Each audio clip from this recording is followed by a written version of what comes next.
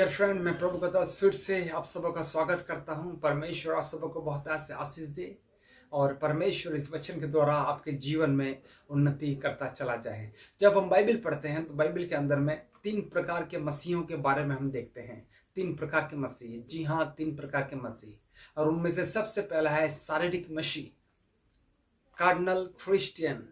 और इसके बारे में लिखा हुआ है पहला कुरिन्थियों उसका 3 अध्याय 1 पद। यहाँ पर इस प्रकार लिखा हुआ है कि हे भाइयों, मैं तुमसे इस रीति से बातें ना कर सका जैसे आत्मिक लोगों से, परंतु शारीरिक लोगों से।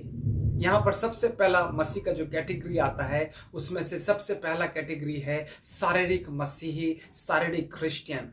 और ये जो शारीरिक क्रिश्चियन होते हैं ये हर समय शरीर की बातों के ऊपर ध्यान देते हैं।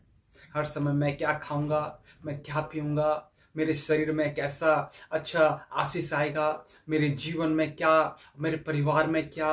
और ये सिर्फ सेल्फ सेंटर्ड होते हैं। ये हर समय मैं, मेरा और हमारा परिवार इतना तक लिमिट रहते हैं। और इसलिए उनको बताया गया है शारीरिक मसीह, जो शरीर की इच्छाओं के अनुसार चलते हैं, जो शरीर की लालसा को पूरी करना चाहते हैं, जो आंखों से देखते हैं बुरे बुरे, जो शरीर से सोचते हैं और शरीर से करने के क्रियाकलापों करने की कोशिश करते हैं। और इनका जो सबसे मेन उद्देश्य है केवल मात्र यही है कि शरीर का उद्देश्य को पूरा किया जाए। ऐसे प्रकार के मसीह लोगों को आप अपने चर्च के अंदर, कलीसिया के अंदर में अवश्य देखे होंगे। और आप पहचान सकता है कि सबसे पहला मसीह का जो कैटेगरी आता है, व्यक्ति का कैटेगरी, उसमें सबसे पहला है शारीरिक मसीही। दूसरा जो है वह है संसारिक मसीह, वो है संसारिक मसीह। इसलिए पहला यूहन्ना 2 अध्याय 15 पद में लिखा हुआ है कि तुम ना तो संसार से प्रेम रखो और न संसार में की वस्तुओं से प्रेम रखो। यदि किसी का उसमें प्यार होता है, कोई यदि संसार को प्यार करता है तो उसमें पिता का एकदम भी प्यार नहीं है। क्या आप समझते हैं कि संसारिक व्यक्ति किसे कहते हैं? संसारिक व्यक्ति का डेफिनेशन है, संसारिक मसीह का एक डेफिनेशन है कि संसारिक मसीह प्रभु में भी रहता है और संसार में भी रहता है। ये परमेश्वर को भी खुशी करने की कोशिश करता है और ये संसार को भी खुशी करने की कोशिश करता है। ये कभी कभी संसार की ओर दिखता है, कभी कभी मसीह की ओर दिखता है, कभी कभी चर्च भी जाता है, चर्च जाने के बाद वो अन्याय कामों में भी लगा रहता है। इसलिए इस प्रकार के व्यक्ति को बोला जाता है संसारिक मसीह, जो संसार के अंदर में रहकर मसीहत में भी रहता है और दोनों के साथ एक साथ आगे बढ़ना चाहता है।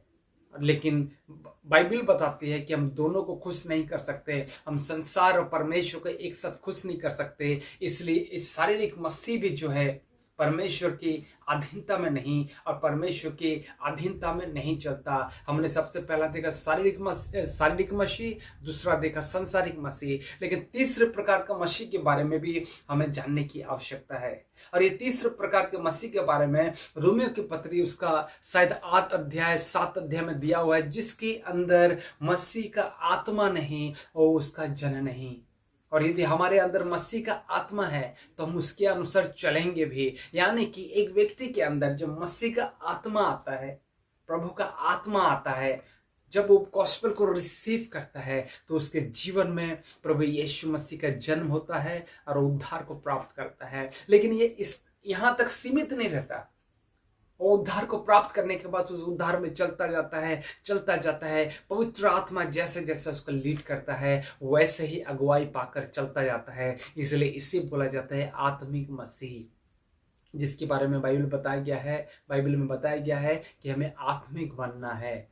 जिस प्रकार आदम पहले आत्मिक था लेकिन बाद में शारीरिक बन गया, हमें उस प्रकार आत्मिक बनना है ताकि आत्मा के द्वारा हम शरीर की कामों को, शरीर की क्रियाओं को खत्म कर सके और परमेश्वर की महिमा कर सके। क्योंकि आत्मा के द्वारा चलने वाले व्यक्ति ही प्रभु यीशु मसीह के संतान है, परमेश्वर के संतान है। बाइबल हमें ऐसा सिखाती है। सो परमेश्वर आप सबको बहुत ऐसे आशीष दे, आप शारीरिक मसीह ना होने पाए, आप सांसारिक मसीह भी ना होने पाए। मेरी ये प्रार्थना है कि आप आत्मिक बने और परमेश्वर प्रसन्न करते जाएं। God bless you all.